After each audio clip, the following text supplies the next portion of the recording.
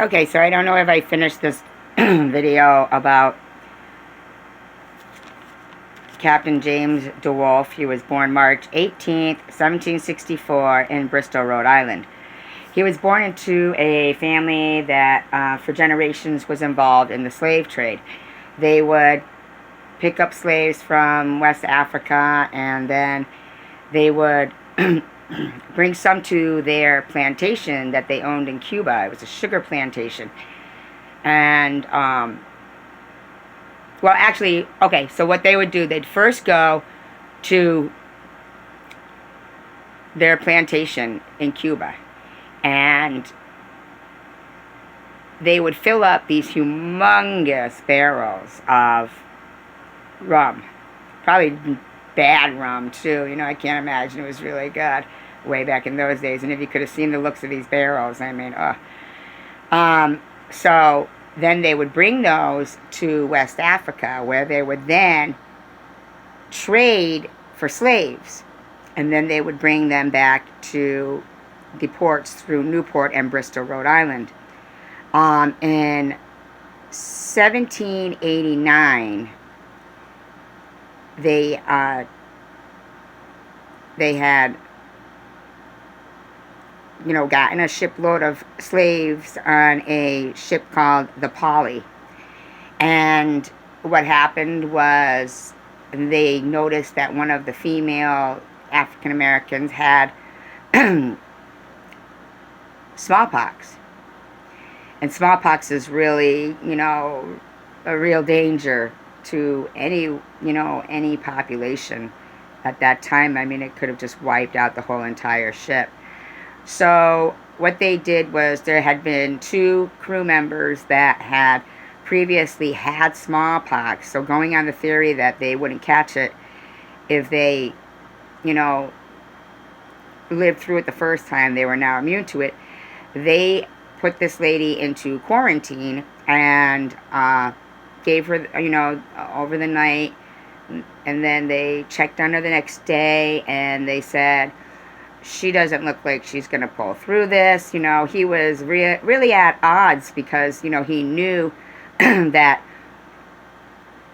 you know, he really was at a conundrum. I know, like, he couldn't, it didn't seem like he immediately wanted to just, you know, give this woman, you know, no chances and try as many things that he could.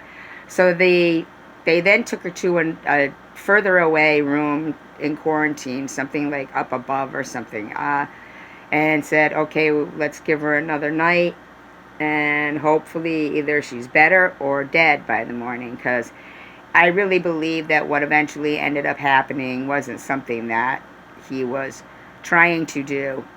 I think he was trying to avoid it at all costs. The next morning, this slave was not better, and they ended up, you know, she was just about dead, but they ended up tying her to a chair and blindfolding her, and he and 3 other crew members lowered her into the ocean.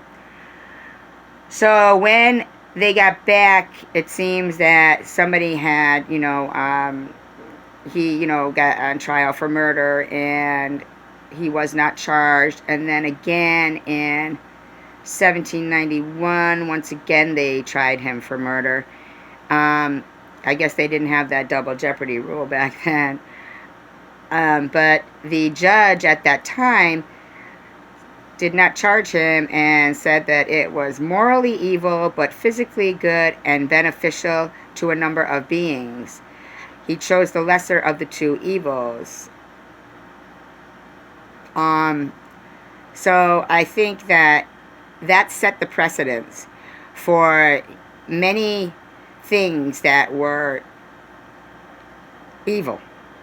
I don't think he was trying to do that, but it set the precedence for doing experiments on human beings, for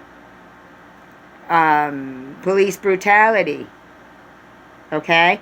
That set the precedence of having to get rid of one for the beneficial of others. So it really is the reason why when the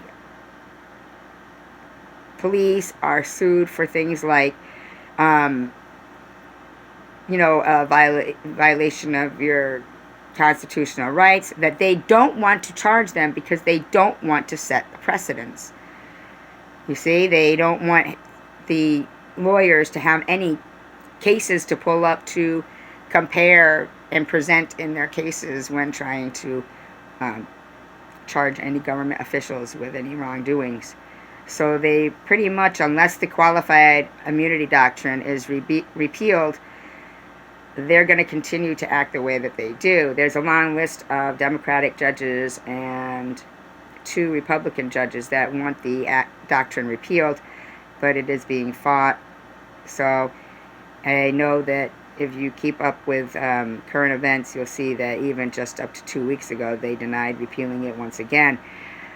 It's very important that everybody understands that when these officers aren't liable for the wrongful death suit, that it falls on the city or the state, and that comes out of the funds for education and other programs. So the taxpayers are the ones paying for these things, and and these wrongful death $8 million settlements don't really bring back your loved one, but they do take away from many, many, many, many, many, many people across your state. Many low-income families, their education programs get slashed, their social service programs get slashed, their daycare programs get slashed, their senior services programs get slashed.